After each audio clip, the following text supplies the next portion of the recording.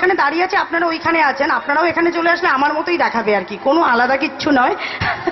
যাই হোক, আমি কলকাতায় মাঝে কিছুদিন জানেন তো আমি উড়িষ্যায় ছিলাম, তো ওখানে তো অন্য আরেক রকম মানে কালচারের মধ্যে মানে ওঠা বসা করেছি আর কি। আমি অনেক দিন কলকাতার পিঠে পুলি খাওয়া ভুলে গেছি আর কি। তো আমি এবার মাকে বলেছি যে এবার তো শীতকাল চলে আসছে, তো পিঠে পুলি আমাকে করে খাওয়াতে হবে। তো জানি না করে দেবে কিনা, কারণ এখন তো বড় হয়ে গেছি, এখন বাচ্চাদের সময় যা বায়না করবে তাই পেয়ে যাবে, কিন্তু ওদের সময় কিন্তু আমি কিছুই পাইনি। তো যাই হোক, চলছে এইভাবেই আর কি। তো আমার একটা ছবি, যে ছবিটা আমার প্রথম রিলিজ হয়েছিল, জানি না আপনারা দেখেছেন কিনা, ওই ছবির দুটো লাইন গান গাইছি, হয়তো আপনাদের ভাল লাগবে নাই ভাল লাগবে, যাই হোক হাততালি দেবেন প্লিজ, নয়তো আমি দুঃখ পাবো।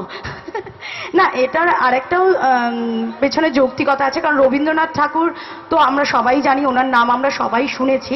তো আমার ছবি, প্রথম ছবি ছিল স্পর্শ, ওই ছবিতে একটা রবীন্দ্রসঙ্গীত ছিল, তো সেটাই আপনাদের কাছে আমি একটু শোনাচ্ছি। গলাটা খুব খারাপ, একটু বরদাস্ত করবেন আমাকে, মানে সহ্য করে নেবেন। হ্যাঁ। হ্যালো দিদি। হ্যাঁ, আপনার সঙ্গে নিশ্চয়ই হ্যান্ড স্কেট টু দরকার আছে। এত ভালো গায়িকা আমি নই, তার জন্য ওনাকে দরকার, আমি পারছি না, এটা এটা একদম বলবেন না।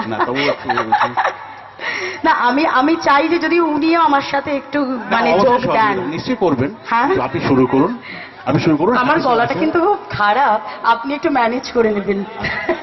আমি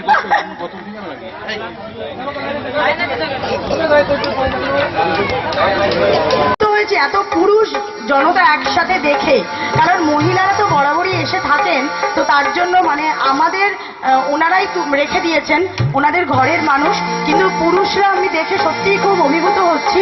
থ্যাংক ইউ দাদা, এরকম ভাবেই সবাইকে আসতে দেবেন। নায়িকা আসলে তো পুরুষরা আসবেই। না, নায়িকা আসলে পুরুষ আসবে, কিন্তু এক একটা জায়গায় আমি গিয়ে খুব দুঃখ পাই, শুধু মহিলা সংখ্যাই বেশি, একটিও পুরুষ নেই আর কি। তো মহিলারাই আমাদের বলেন যে ঠিক আছে হাততালি দিচ্ছি, না হাততালি নেই, তো এই ব্যাপার আর কি। তাই আমি খুব খুশি হয়েছি।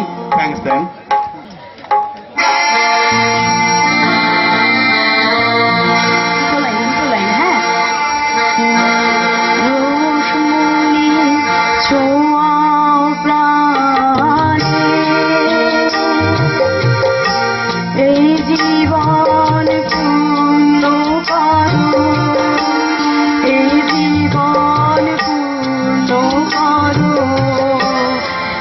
জীবন পূর্ণ করো, এই জীবন পূর্ণ করো তব দানে।